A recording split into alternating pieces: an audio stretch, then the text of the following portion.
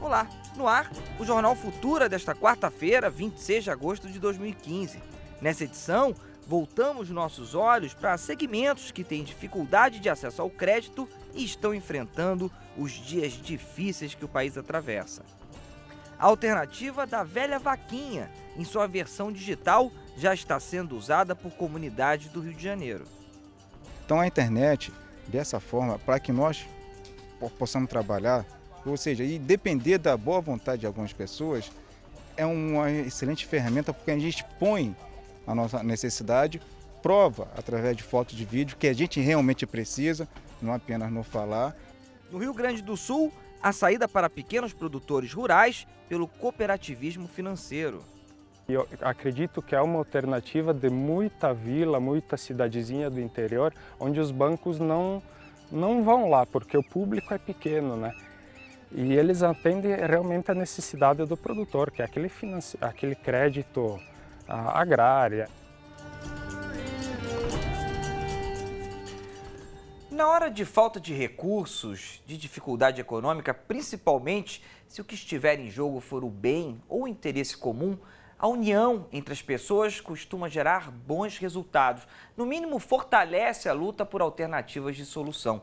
O exemplo disso é a tradicional vaquinha, quando um grupo de pessoas se cotiza para promover eventos ou atividades que sejam interessantes para todos. Com a internet, a possibilidade de arrecadar recursos para uma boa causa se amplia muito. E aí a velha vaquinha se transforma em crowdfunding, um termo que une duas palavras em inglês. Crowd, multidão, e funding, financiamento, ou seja, financiamento da multidão. É disso que trata a reportagem de Adilton Oliveira, quando a aplicação dos recursos são para fins sociais.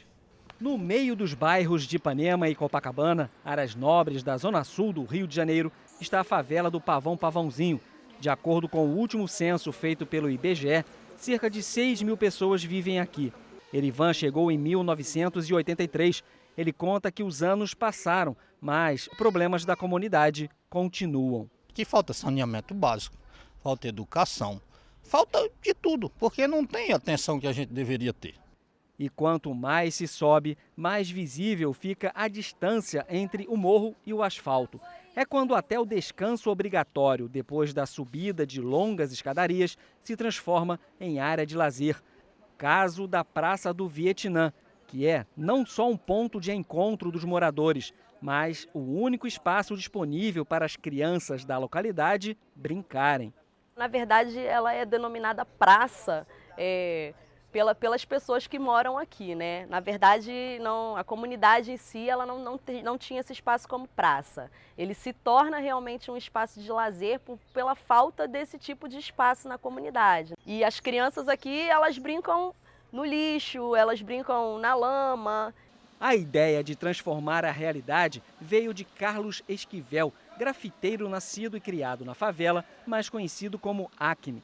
Ele planejou criar no local uma escola de artes urbanas com aulas de idiomas, circo, corte e costura, além de várias atividades culturais. É justamente trazer essa cultura de acesso, né? Como eu tenho essa visibilidade com a arte, eu tenho a facilidade de conseguir a visão de outras pessoas que têm interesse em ajudar a favela, né? E aqui a gente tem os moradores que também estão se mobilizando para fechar junto nessa ideia. O caminho para transformar ideias em realidade nem sempre é fácil, ainda mais quando estamos falando de uma favela. Foi quando veio a saída através de um hábito antigo, mas que ganhou nova força em tempos de mundo globalizado. Para alguns, vaquinha. Para outros, ratatá. É o velho rateio, hoje transformado em crowdfunding. Esta consultora explica que é uma atividade típica da internet. Nada mais do que um financiamento coletivo para arrecadar dinheiro com o objetivo de alcançar uma meta. Tem um elemento muito importante que caminha junto com essa iniciativa desse rapaz aí. É da gente pensar a cidade como nossa também, né? Eu acho que a gente tem visto nos últimos anos um aumento de consciência das pessoas. Eu não vou ficar naquela postura passiva, ok, vou pressionar, vou cobrar dos governantes o que eles têm que fazer, mas se não está sendo feito, o que a gente pode fazer, né? Como é que a gente se mexe para cuidar da nossa casa que é a nossa cidade. Então, eu acho que o crowdfunding, nesse momento, é o momento que vai trabalhar com a consciência dessas pessoas. A nova Praça do Vietnã já tem data para sair do papel, dia 19 de setembro. Foram arrecadados R$6 mil, dinheiro que veio de vários lugares, até da França. A Associação de Moradores ficou surpresa com a mobilização. Então a internet, dessa forma, para que nós possamos trabalhar, ou seja, e depender da boa vontade de algumas pessoas, é uma excelente ferramenta porque a gente põe a nossa necessidade, prova através de foto de vídeo que a gente realmente precisa, não apenas no falar. E a divulgação sendo bem feita é muito proveitoso. A Acme quer transformar o espaço no ninho das águias, fazendo com que os moradores do morro desenvolvam a consciência de que eles podem mudar a realidade através da informação. O conceito é o seguinte, é para despertar a visão de águia, né, que é uma visão de longo alcance, né, nas crianças e nas pessoas que moram aqui em cima, né? Porque se você olhar em volta, você vai ver tudo degradado, né? E às vezes isso vai te oprimir e vai impedir que você tenha planos, sonhos, entendeu? Então aqui você, ao invés de você olhar o que você está vendo, você vê na visão dos sonhos. Bem ou mal, com as dificuldades que o nosso país pode enfrentar, o que eu sinto é que essas pessoas que estão envolvidas nesse setor estão buscando se informar mais e estão buscando debater esses assuntos. Isso tem que ser uma discussão coletiva, né? Não uma decisão de cima para baixo. E vai vir mais coisa aí, que criatividade não é algo infinito, né? Acho que isso é um outro elemento importante, assim, a gente está trabalhando com recurso infinito, não finito. Sem dúvida.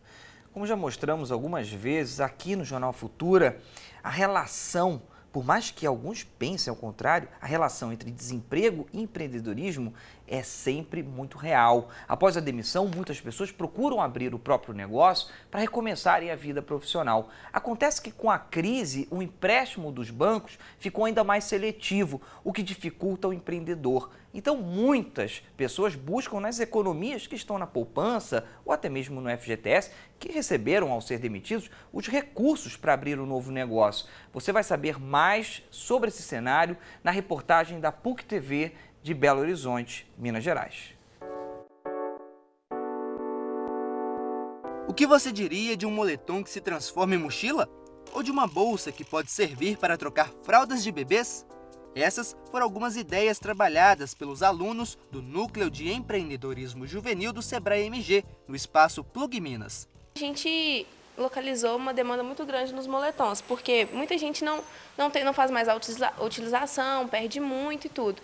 Então, já existia a T-shirts, que é uma blusinha, uma regata que vira uma bolsa. Então, partindo dessa ideia, a gente pensou em por que não tentar no moletom, né? A ideia simples foi executada por um grupo de 5 alunos. Eles pegaram uma blusa de frio e adaptaram. E a pessoa pode optar por usar a peça como roupa ou mochila. Já essa estudante observou as necessidades das mães e resolveu criar esta bolsa, que tem a função de auxiliar a troca de fralda dos bebês. A bolsa trocadora de bebês, essa bolsa aqui que por dentro possui algumas partes com bolso e a parte para trocar o bebê, foi uma ideia que nós tivemos através da percepção que nós tivemos do mercado, né, que ainda não tinha, e percebendo a dificuldade de várias mães quando elas saíam, que tinham que levar uma bolsa, mais a bolsa do bebê, mais outra bolsa para colocar a fralda e outras coisas. Então aqui a gente resolveu juntar tudo para deixar bem mais prático e fácil para a mãe. Tiago resolveu deixar o emprego para investir no próprio negócio e começou aplicando pouco dinheiro. Eu comecei com R$24. Com esses R$24 eu comprei 2 canecas de porcelana e uma caneta para fazer a pintura na porcelana. E aí eu comecei a fazer os desenhos na caneca. Com apenas 2 canecas eu fiz 30 artes diferentes. Porque se eu levasse as canecas ao forno, a tinta ia fixar. Aí o que eu fiz? Eu pintei 2, tirava foto, jogava na página, depois apagava aquelas imagens e fazia outras artes diferentes. E aí eu comecei vendendo para amigos, para parentes aqui no ciclo da Redondeza, e eu comecei a multiplicar aquilo, vendia as 2, depois começava a comprar 4, vendia as 4, comprava 8. É fundamental ter uma gestão adequada desse negócio. Quando a gente fala de financiamento de pequenos negócios, existem algumas alternativas disponíveis hoje no mercado e que cada empreendedor precisa avaliar qual que é a sua possibilidade de captar recursos no mercado para capital de giro e investimento. Logo, o jovem empreendedor percebeu que para crescer era necessário buscar ajuda. Quando a gente busca conhecimento, a gente tem mais facilidade para identificar oportunidades. Então, o conhecimento ele ajuda isso a gente. E eu utilizei isso muitas vezes em prol do meu empreendimento para elevar a questão da qualidade, da entrega, do atendimento ao cliente. Normalmente, as empresas nascem com o recurso próprio do empreendedor, seja uma poupança, um FGTS ou um recurso emprestado de um parente. Esse é o recurso que normalmente os empreendedores utilizam. Alguns empreendedores também não precisam de recurso para iniciar, porque se ele trabalha com a venda da força de trabalho dele, às vezes ele recebe o recurso antecipado do seu cliente. O fato é que uma linha de crédito, de financiamento bancário, para quem está começando o negócio é sempre mais complicado, porque ele tem dificuldade de mostrar para o banco o fluxo financeiro que ele tem, de oferecer garantias. E o Thiago já pensa no futuro crescimento da microempresa. A ideia é expandir os negócios para novos segmentos. A gente já tem um plano de carreira que a gente estipulou em média de 5, 6 anos para Barril Criativo. A gente quer consolidar a nossa loja virtual, colocando novos recursos de forma que o próprio cliente possa personalizar no site. Depois disso, a gente quer buscar um local para aplicar a nossa loja física. E isso vai ser o motor para medir o último passo, que a gente pensa em franquear a Barril Criativo. Para empreender, não basta um livro de receitas, mas apenas criatividade, planejamento e inovação. E, claro, buscar a ajuda de um especialista. A primeira dica que tem que ficar para o empreendedor que está iniciando, que ele precisa ter um bom histórico de relacionamento com o sistema financeiro. E que na medida que o negócio dele está nascendo e se desenvolvendo, que ele realmente movimente a conta no banco, né, e que ele procure aquela linha de financiamento que tem a ver com a modalidade que ele precisa.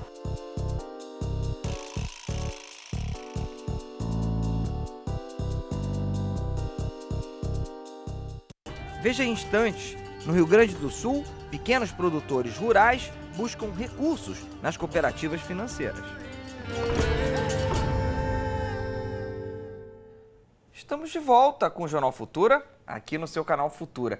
Uma maneira de buscar financiamento a taxas bem mais em conta é através das cooperativas de crédito. E esse dinheiro pode ser emprestado para diversos fins, ok? Pode ser para pagar dívidas com outros bancos, abrir uma empresa ou até mesmo fazer uma compra. Na reportagem da TV Unicinos, de São Leopoldo, Rio Grande do Sul, você vai acompanhar quais são os caminhos para se conseguir esse empréstimo, os benefícios e também atenção. Claro, o que é preciso ficar atento. Então vamos ver.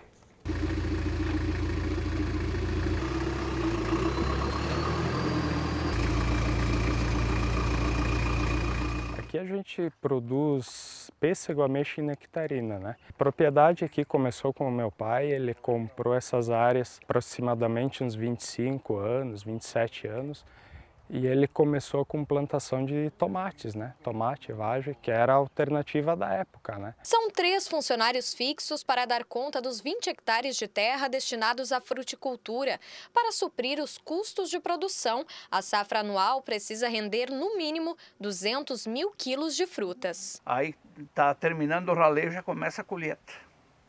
E às vezes fica raleio para se fazer porque a gente não vence o trabalho todo. A nossa área de comercialização é a região, é o estado, o foco é a região metropolitana, a maioria dos clientes, né?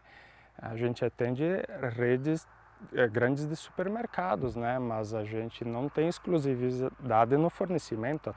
Então a gente é uma luta cada ano, né? A luta para produzir. O agricultor ele tem muitas variáveis. Uma delas, a maior delas, é o clima.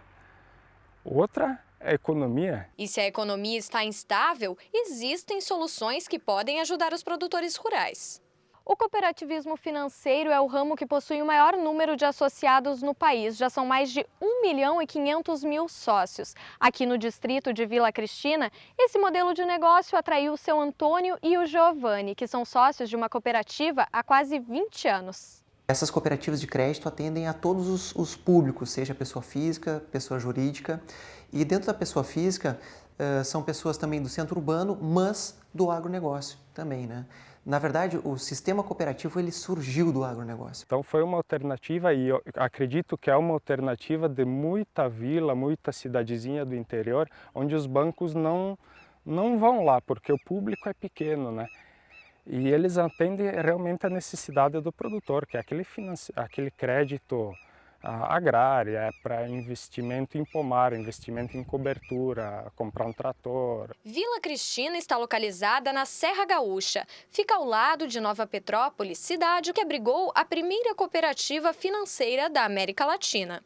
A grande diferença de uma cooperativa de crédito para um banco é que nas cooperativas de crédito, os clientes são os donos do negócio, pois eles são associados, onde eles aplicam um valor inicial, uma taxa mínima de R$50, que representa a sua cota capital na cooperativa, e a partir daí ele tem direito a realizar qualquer operação financeira com a sua cooperativa. Melhor eu colocar minha poupança numa cooperativa, onde eu sou co-proprietário, co-decido, co-escolho com os demais, a direção, do que colocar num banco. As cooperativas de crédito também contribuem para o desenvolvimento regional, porque elas só podem realizar movimentações financeiras com os associados que residem ou trabalham na sua área de atuação.